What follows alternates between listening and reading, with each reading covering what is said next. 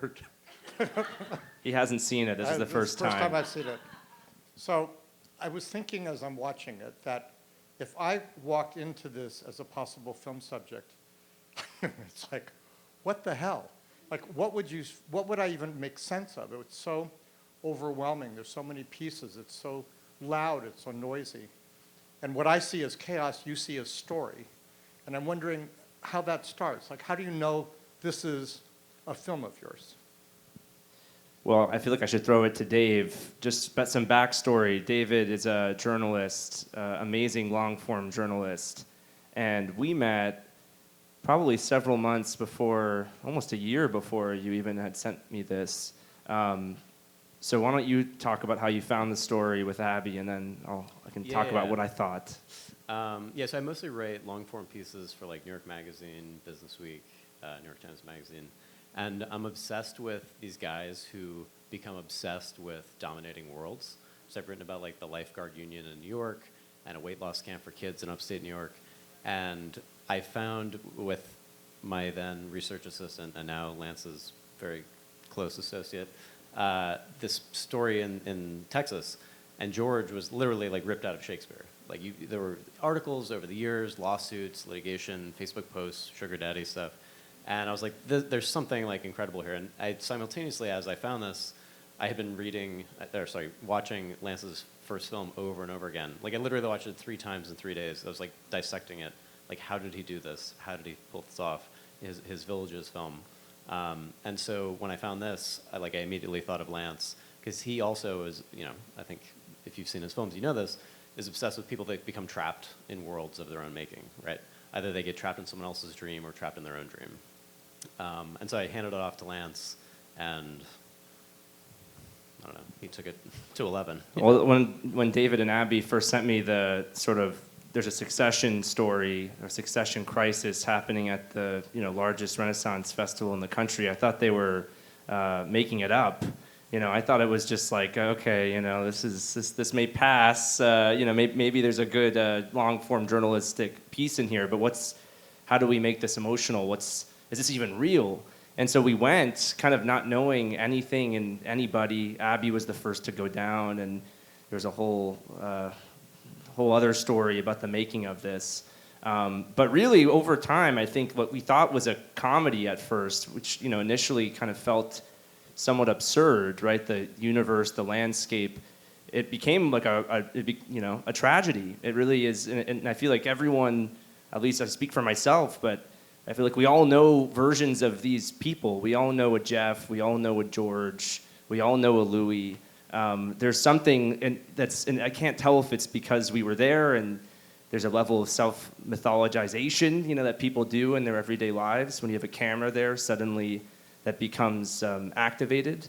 But everyone kind of knows they're a part of a game, and they wanted to have someone around to essentially document it. And for me, I think that's where it really first starts, like the access. Can I make something that can go deeper than just what the surface level sort of objective story is? Can I make something that becomes hopefully emotional, and can we use all of the bells and whistles and crazy choices we make stylistically to sort of inhabit the fantasy with somebody and be with them and along for the ride with them? I mean, just to stay with the filmmaking for a moment, you walk into this situation, you meet all these people, you've got some background, so you have some idea of what kinds of things you might find, but then you have to find a way to represent them as cinema. And I'm wondering, how do you communicate with your camera person, for example? Like, what do you say when you're shooting? Do you feel like you're on a set and that you have set pieces that you're doing, or do you feel like you're following things as they happen? I mean, up here it's like full of fabrication and sound design, and it's the same composer, it sounds like, as to Some Kind of Heaven. Is that right? Yeah. And all of these pieces are like fragmented and then, taken apart and put back together again. But this is your identity as a filmmaker, and I'm just wanting to get some insight into how you go about it. Well, I think a big part of it comes from the relationship with the people. It all starts from there, right? And I think when we first really met Jeff, who is like the heart of the story, and opened the world to us and introduced us to George. There's a lot of different dimensions. Jeff is an actor. He comes from being in a and he talks about Daddy's Dying, Who's Got the Will. He's in a way doing this fascinating, it's performance, right? Every documentary subject is doing a performance of a certain kind when you have the camera on them, and you'll see in the other episodes there's something that ends up changing with his performance over time, but he's owning it, and it's not just a performance for us, the audience, but it's a performance to his boss. It's a performance to George, and it's also a performance to himself, trying to make sense of the 50 years he served this person who may not love him the same way he loves him or adores him.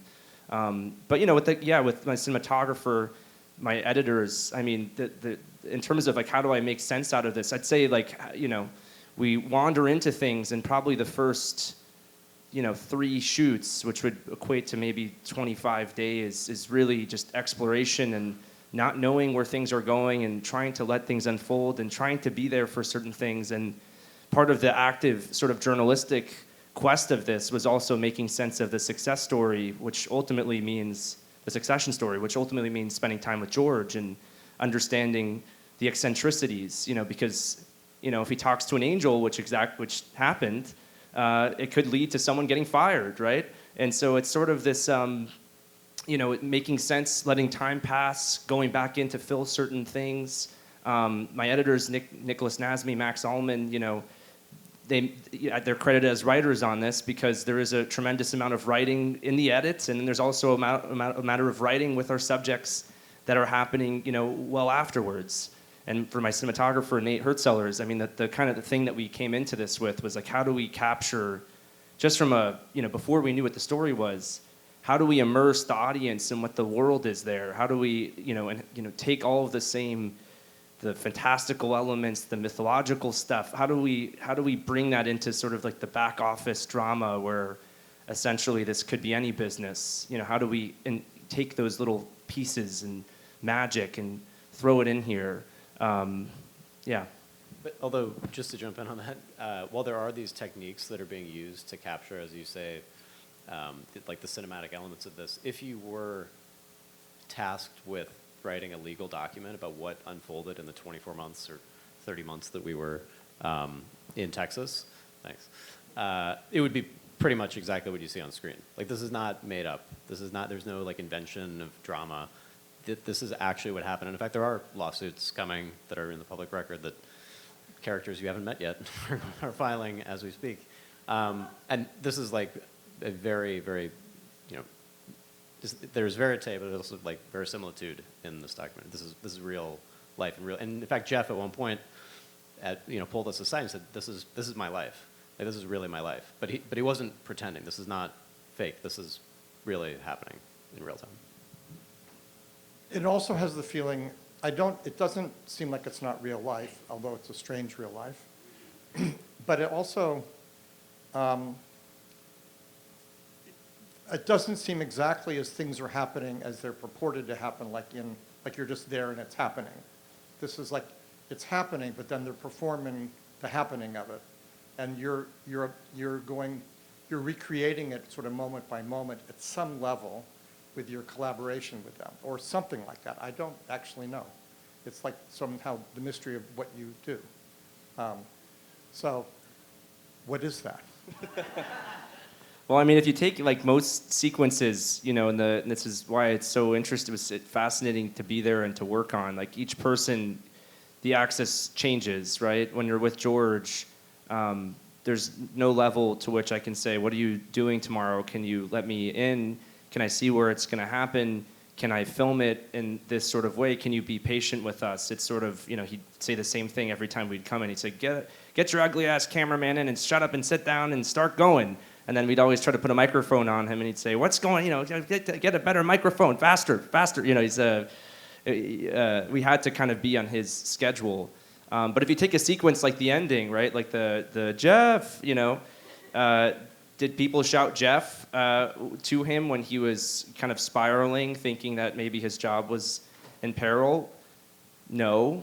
Was he terrified that he was going to lose his job? And was he in this sort of absurdist German landscape where even the people in the Big Bang Theory aren't speaking his language? Yes. And so it's sort of this dance of like, well, how do we represent what's truthfully happening in their lives, but then how do we get into the emotions of it, and how do we inhabit a subjectivity?